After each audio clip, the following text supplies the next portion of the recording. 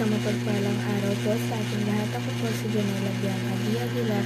Ito po ang ating Day 91 Devotion para sa ating P65 Daily Devotion na pinamagatang ano ibig sabihin ng namatay na tayo kay Ministry. At ang topic natin ngayon ay Dying with Christ. Sabi po dito, ang concept na Dying with Christ. This concept describes the believer's break from their old life of sin through union with Christ by faith, just as Christ died and rose again. We die to our sinful nature and are raised to a new life in Him. This truth reminds us that transformation is not about self-improvement but about surrendering our lives to Christ. At ang Bible verse po natin ngayon ay matatagpuan sa Romans chapter 6 verses 6 to 8. For we know that our old self was crucified with Him, so that the body ruled by sin might be done away with, that we should no longer be slaves to sin, because anyone who has died has been set free from sin. Now if we died with Christ, we believe that we will also live with Him. Sa Tagalog po, nalalaman natin ang ating dating pagkatao ay kasama niyang ipinako sa krus upang ang katawang makasalanan ay mawala ng bisa at upang tayo hindi na magpaalipin sa kasalanan, sapagkat ang namatay ay pinalaya na mula sa kasalanan. Subalit kung tayo namatay na kasama ni Kristo, sumasampalataya tayo ng mabubuhay din kasama niya. Ang teachings po natin ngayon ay number 1. Dying with Christ means dying to the old. Ito po yung sabi na, hindi po talaga tayo, hindi talaga namatay, diba? Namatay tayo kasama ng mga ating Panginoon, yung dati natin pagkatao, diba? Hindi pa natin siya kilala. Nung sumasabay po tayo sa makabundong gawa, diba? Yun yung old self na sinasabi, na yung namatay na kasabay ng ating Panginoon. Number 2 po, dying with Christ means crucifying our sin. Kung namatay kay Christ, ibig sabihin kasama natin nilibing, pinako, sa krus yung kasalanan natin, hindi natin kasalanan. Ibig sabihin, yung makamundo natin ginagawa, dapat hindi natin ibalik kasi parang pinataya natin yung iba, pinako sa krus, dapat kalimutan natin at talikuran natin.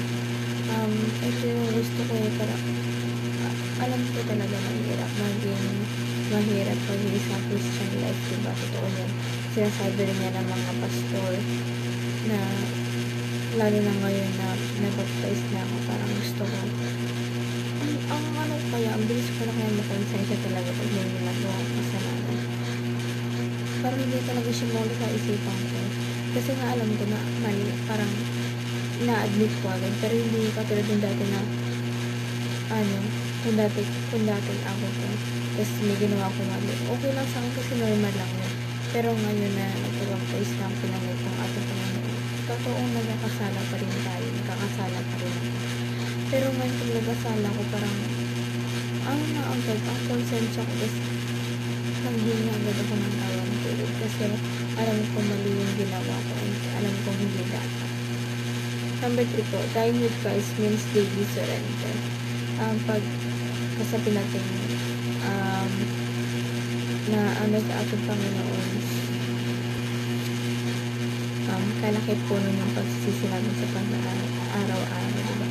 Kasi walang araw ng dapat tayo magsisi sa Kanya dahil sobra-sobra yung kasalanan natin para sa Kanya. At saka araw-araw na nakagawa talaga tayo ng kasalanan, wala namang kitao talagang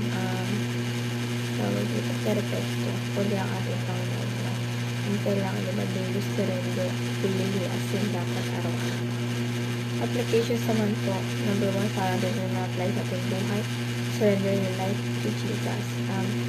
Kung pinatay natin yung old self natin, diba, kasabay ng pagkamatay na ating Panginoon, kailangan i-surrender natin yung buhay natin sa ating Panginoon. Iyaan natin na siya yung tatakbo sa natin siya yung gumalaw, magpasakop tayo sa Kanya. Kaya ganoon, para sa ganun talagang maiwasan at magpauna talaga mo sa limot yung mundo natin gawain na huwag natin mahayaan na malayo. So, yun din talaga yung pumipil ko na gusto ko ng yung gusto talaga pag-sa'yo ko ang layo na talaga sa dati. Parang yun yung iniin ko talaga.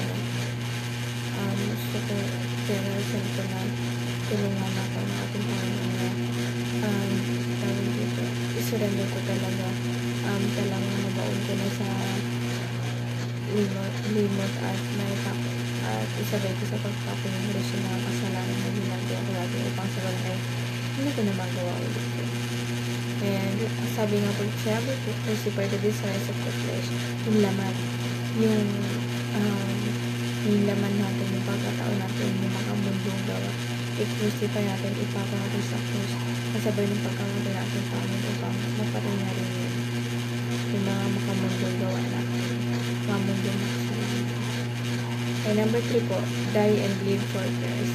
Humantay tayo at mabuo sa ating Panginoon. Patayin natin yung dating tayo na nakaayon lamang na walang Kristo sa buhay natin at pamuhay tayo na may Kristo kasama niya at sabay tayo lumakad papunta sa Kanya. And yun lamang po ang aking devotion ngayong araw.